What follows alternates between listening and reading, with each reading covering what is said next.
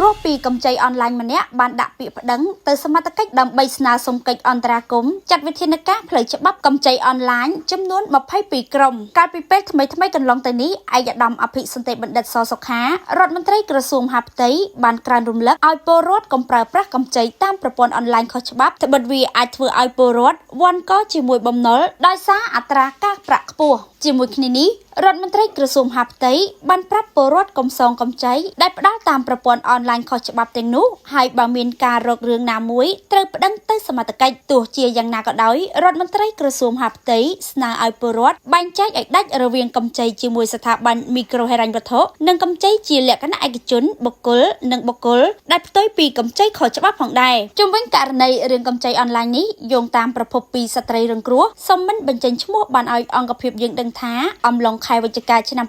2025អាជីវកម្មរបស់គាត់មានការធ្លាក់ចុះចំណូលនាំឲ្យមានបញ្ហាសេដ្ឋកិច្ចហើយខ្វះខាតថវិកាដើម្បីបង្វិលអីវ៉ាន់ឲ្យអតិថិជនស្របពេលដែលមានក្រុមកម្ចីអនឡាញបានធ្វើការទំនាក់ទំនងមកដោយប្រាប់ថាជាកម្ចីស្របច្បាប់និងមានលក្ខខណ្ឌងាយៗមិនស្មុគស្មាញគ្រាន់តែតម្កល់ឯកសារដូចជាអត្តសញ្ញាណប័ណ្ណសៀវភៅគ្រួសារសៀវភៅស្នាក់នៅនិងរបាយការណ៍គណនេយ្យធនាគារហើយអ្នកខ្ចីត្រូវបង់ទាំងដើមនិងការប្រាក់ជាប្រចាំថ្ងៃត្រឹមតែរយៈពេលខ្លីខ្លួននឹងទទួលបានប្រាក់ភ្លាមប្រភពស្ត្រីជនរងគ្រោះដដែលបានឲ្យដឹងទៀតថាដោយសារខ្លួនខ្វះការយល់ដឹងពិចារណាស្របពេលកំពុងខ្វះខាតនិងចាញ់បោកការលួងលោមអបាយកលទុច្ចរិតបោកបញ្ឆោតក៏បានសម្រេចចិត្តកម្ចីយកមកប្រើប្រាស់តែម្ដងដោយប្រាក់ដែលគាត់ទទួលបានប្រាក់កម្ចីពីសេវាកម្មកម្ចីអនឡាញបានត្រឹមតែពាក់កណ្ដាលនៃកម្ចីទាំងអស់ក្រៅពីនោះសេវាកម្មកម្ចីអនឡាញបានធ្វើការកាត់ប្រាក់ការប្រាក់សេវារដ្ឋបាលនិងសេវារៀបចំឯកសារផ្សេងទៀតបន្ទាប់ពីខ្លួនបានខ្ចីមួយរយៈមិនមានលុយបង់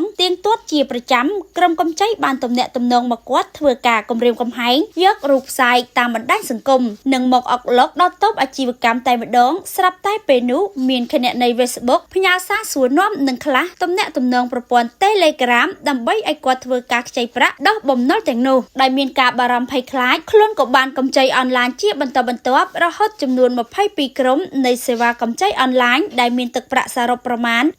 $60000ស្ត្រីជនរងគ្រោះបានបញ្ជាក់បន្ថែមទៀតថាបច្ចុប្បន្ននេះក្រុមកម្ចីទាំងចំនួន22ក្រុមបានបន្តធ្វើការទាមទារប្រាក់ជារៀងរាល់ថ្ងៃហើយមានកម្ចីខ្លះខ្លួនបានបង់ទាំងដើមទាំងការលើសចំនួនរួចទៅហើយប៉ុន្តែក្រុមកម្ចីទាំងនោះនៅតែមករករឿងដល់កន្លែងរកស៊ីលក់ដូរព្រមទាំងធ្វើការគំរាមកំហែងជំរិតទារប្រាក់ហើយបានយករូបភាពរបស់គាត់ទៅបង្ហោះតាមបណ្ដាញសង្គមឬយករូបភាពគាត់ទៅ comment ចូលអតិថិជនមិត្តភ័ក្តិសាច់ញាតិរបស់ខ្លួននិងមានជនមិនស្គាល់អត្តសញ្ញាណជាច្រើនជិះម៉ូតូមកចតមុខផ្ទះក្រោមរូបភាពគំរាមកំហែងទាំងយប់ទាំងថ្ងៃនិងបានផ្តិតរូបភាពដាក់នៅមុខផ្ទះថែមទៀតផងខណៈខ្លួនលែងមានលទ្ធភាពបង់ឲ្យកម្ចីទាំងនោះនិងស៊ូទ្រាំពីការគំរាមកំហែងធ្វើទុកបុកម្នេញលែងបានជាពិសេសបារម្ភភ័យខ្លាចពីសុខសុវត្ថិភាពផ្ទាល់ខ្លួននិងមិនអាចចេញពីផ្ទះទៅបើកតូបមុខរបររកស៊ីលក់ដូរបានទើបនៅថ្ងៃទី